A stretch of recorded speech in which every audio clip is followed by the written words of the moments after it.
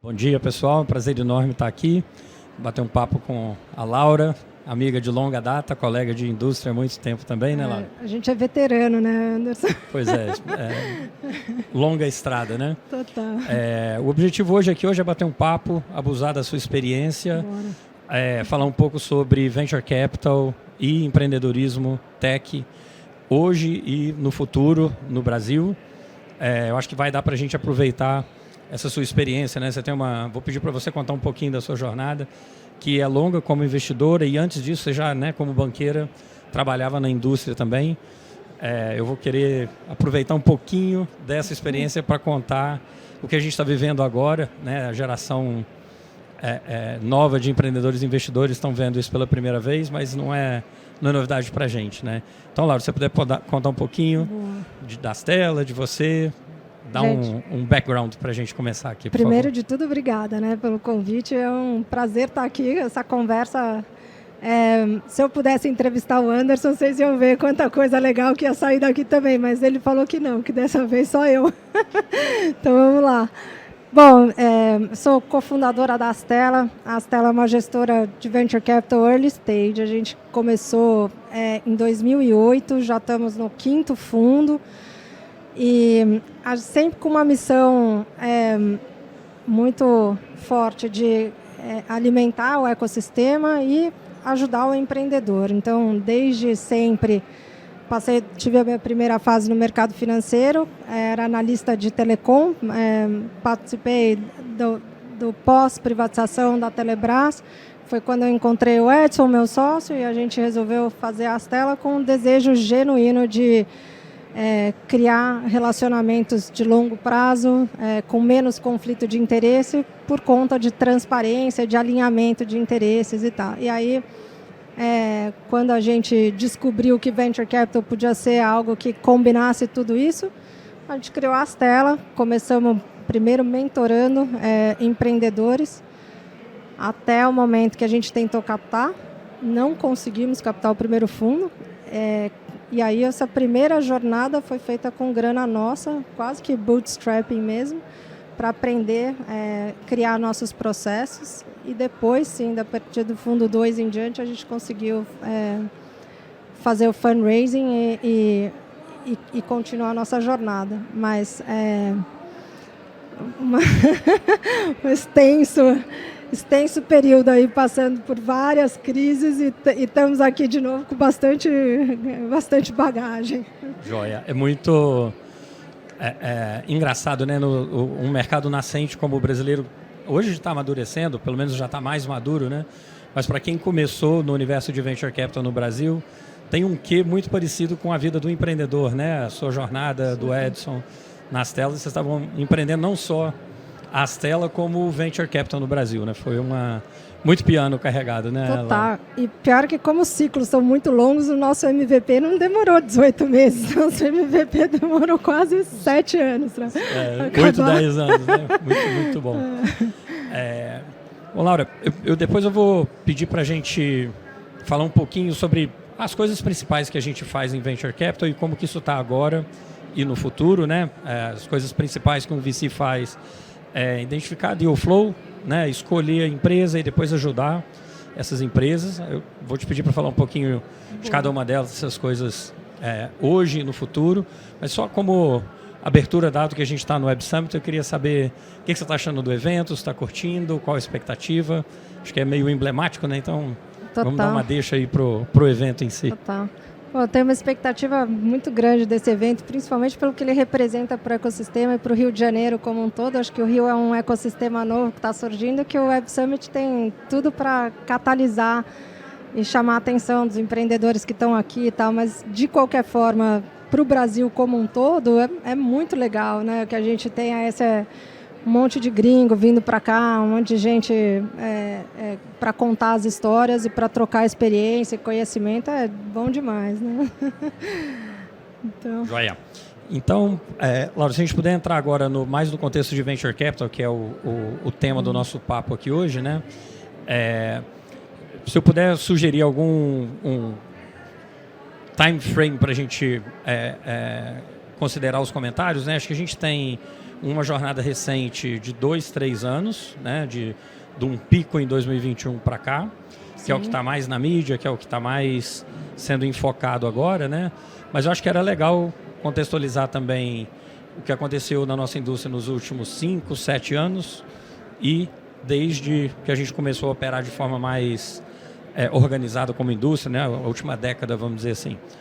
Logo quando a gente surgiu, o ecossistema era muito imaturo ainda e a gente tinha uma preocupação muito grande de, ao ser o primeiro ou segundo cheque depois, né, de um anjo ou de um amigo, como é que aquela startup sobreviveria ao longo do tempo. Então, a gente começou a ajudar o empreendedor não só a ser mais eficiente com o uso de capital, mas também com estratégias de go-to-market.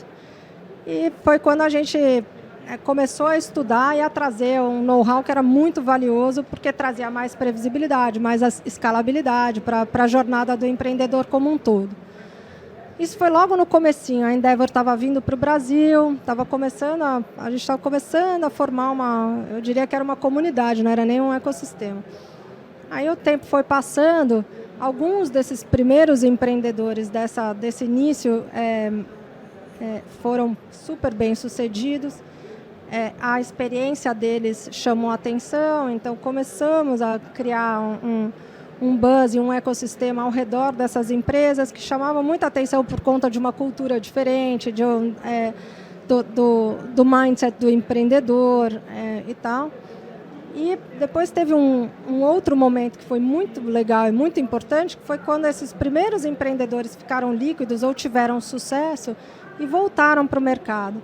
E nesse período a gente começou a ver a vinda de funding, né, de investidores primeiro no early stage, depois um pouquinho do growth para frente. Então foi muito bacana enxergar, né, o ecossistema nascente, se desenvolvendo, os second timers e o funding chegando.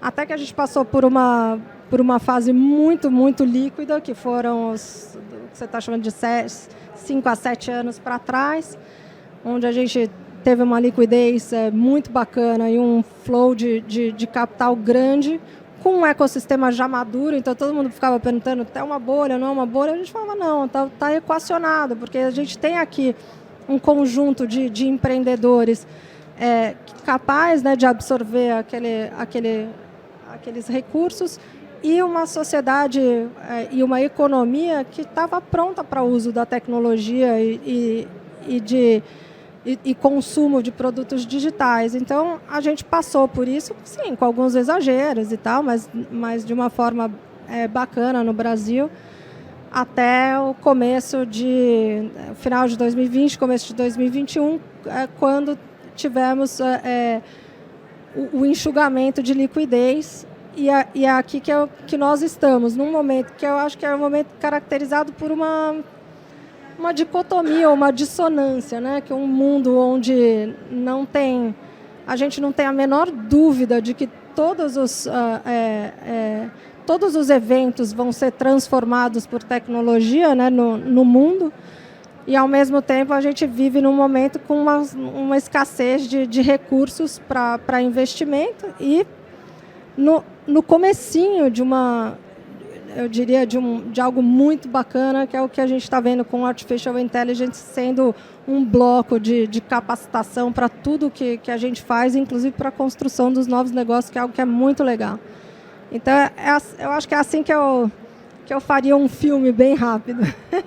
Super bacana. Eu acho que você tocou num ponto que eu acho que é muito legal, que é a confluência das duas coisas, né, Laura? Assim, a gente está passando por um ajuste em expectativas e em liquidez. Expectativas né, vamos dar nome aos bois aqui, valuations, né, estão sendo reajustados, impacta investidor, impacta empreendedor, e tem também o ajuste na liquidez, que é cíclico na nossa indústria, né? Quem está no mercado há mais tempo, tipo a gente, não pode falar em décadas, que fica ruim, né, Laura? Mas a gente já passou por isso de forma muito forte em 2000, menos em 2008, mas também foi um ajuste grande, né? O atípico, que a gente teve até agora foi, na verdade, um período muito longo sem esse ajuste. A gente acabou com empreendedores, uma safra inteira de empreendedores e de investidores que nunca viveram isso, né? Sim. Mas isso é o normal da indústria, a gente opera desse jeito, o modelo leva para isso, né? Principalmente no Brasil, né? Que eu ia destacar, que você comentou, que eu acho que é muito bacana, a gente já teve ciclos de ajuste e já teve momentos de ruptura por plataformas, internet em 2000, depois redes sociais, depois smartphone. Agora a gente está vivendo as duas coisas ao mesmo tempo, né? Tem uma retração, secou a liquidez, que é uma época, logo depois desses ajustes, geralmente tem uma safra de muito sucesso, né, de empreendedorismo, com uma plataforma muito nova que é AI. Conta um pouquinho para a gente o que você está vendo disso, o que você acha que é para agora, o que é para o futuro, o que é simplesmente oba-oba. Dá um geralzão para a gente do que você está imaginando para o próximo ciclo de investimento.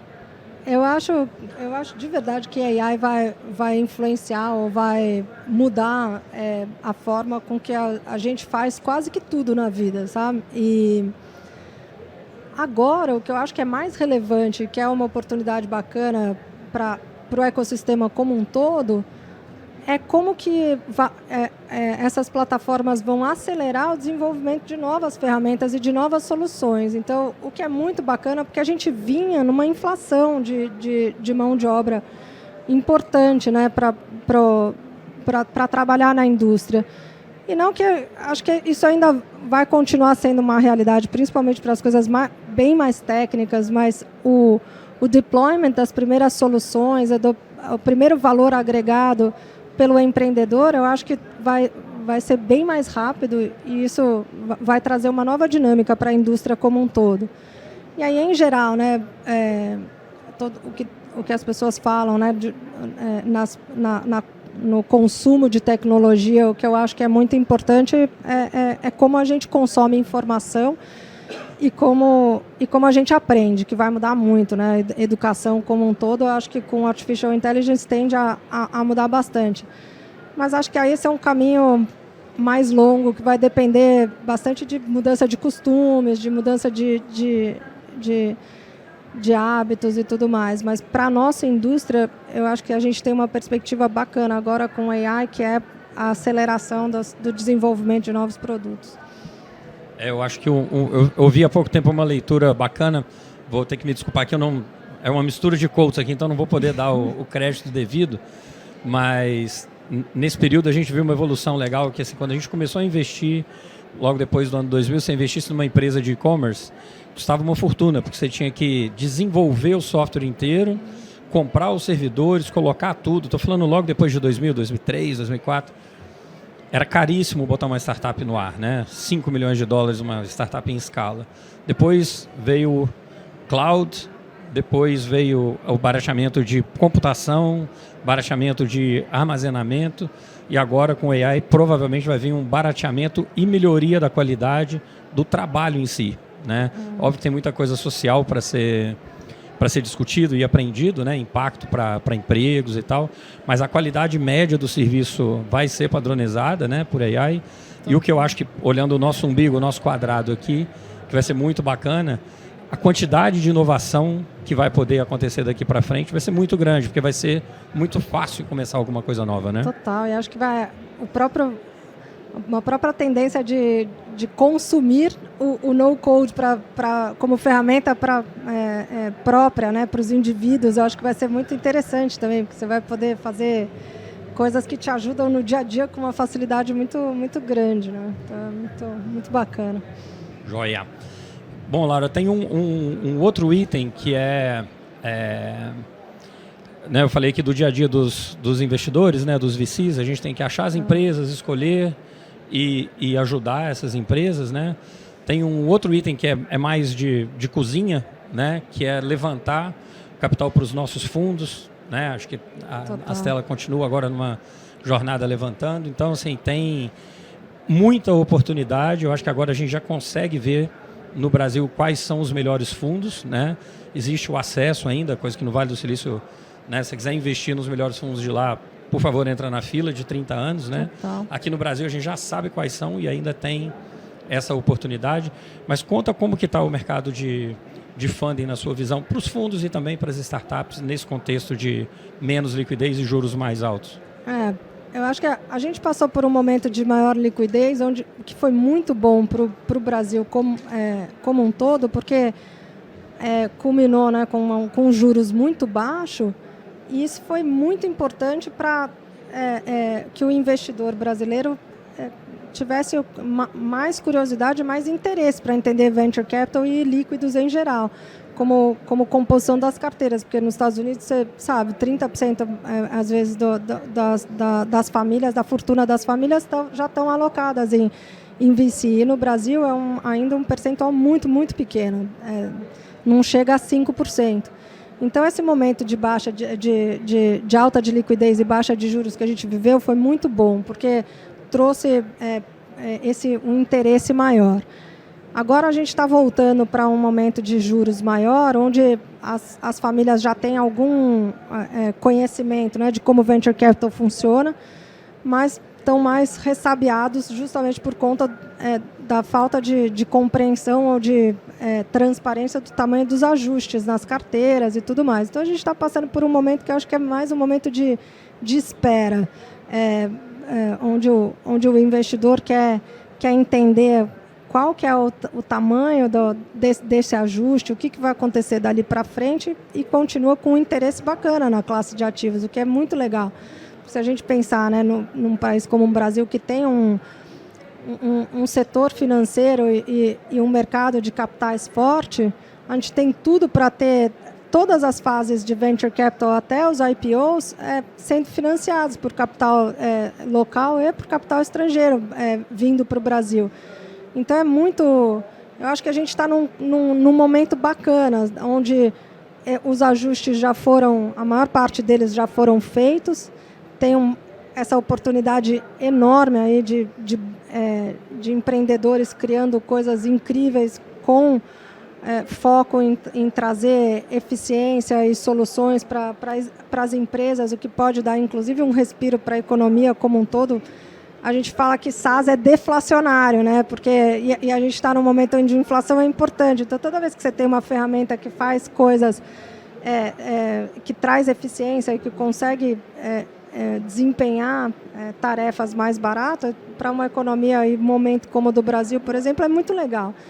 Então, eu acho que a gente está chegando num momento onde estamos de volta conquistando a confiança do investidor para a classe de ativos, e acho que a gente vai passar por um tempo muito legal aí nos próximos 5 anos, com uma abundância grande de oportunidades e, quem sabe, com um funding bacana para investir.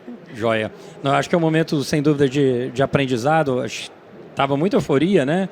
Tem o que a gente costuma chamar de capital turista. Acho que esse realmente vai voltar lá para a renda fixa, mas muita gente aprendeu a trabalhar com venture capital, ativos alternativos na carteira, né? E não é segredo para ninguém, o mais importante é participar de todos os vintages, senão você entra só quando está o oba-oba, fica com retorno ruim, quando vem uma safra igual, provavelmente é essa que a gente está entrando agora, que vão ter retornos fora da curva, pelo contexto, né? Acaba ficando de fora. Então, acho que o investidor brasileiro está numa jornada de aprendizado e de exposição muito boa. Se eu puder fazer uma última pergunta aqui, Laura, só para a gente encerrar. Eu sei que a gente compartilha um otimismo quase doentio em relação à classe de ativos, né? Mas eu costumo dizer que a gente acabou de crescer 10 vezes na classe de Venture Capital e empreendedorismo e tem uma próxima fase de crescimento de 10 vezes. A gente ainda é 1/10 do que deveria ser como indústria, dado o tamanho da economia no Brasil hoje. Pelo né? menos. Então o Brasil não precisa crescer para a gente crescer. Eu acho que é uma situação meio única para uma indústria, né? Conta o que você imagina para médio e longo prazo. Vamos terminar numa nota de visão estratégica e otimista aqui para o nosso público. Eu acho que a primeira coisa, o setor de tecnologia como um todo não faz nem cosquinha para o tamanho do PIB no Brasil. E a primeira coisa que eu acho que a gente deve esperar é que isso tenha relevância para a economia como um todo, né? E o impacto disso é muito bacana, como uma classe que traz eficiência, que traz custos mais equacionados, que garante uma retração de inflação com o crescimento da economia. Então, e fora que é um mindset muito bacana, porque é um mindset que não vê problema como problema, vê problema como oportunidade. Quanto mais problema uma sociedade tiver, mais empreendedores vão ter querendo resolver o que a gente vê como algo difícil. Então, e agora com as ferramentas que facilitam e que aceleram o desenvolvimento dessas soluções, eu acho que o Brasil tem tudo para passar por uma fase muito legal de desenvolvimento, onde tecnologia vai fazer parte não só da vida, cada vez mais da vida das pessoas, como do PIB, da economia no Brasil, de uma forma bacana, desinflacionada, independente do poder público, que é muito bom também, e acho que eu sou otimista demais também. Joia. Bom, queria agradecer a oportunidade de novo de estar aqui, parabenizar o pessoal pelo evento que está lindo e te agradecer, Laura, por compartilhar esse papo aqui com a gente. Muitíssimo obrigado. Muito bom. Próxima vez vou te entrevistar. Fechado.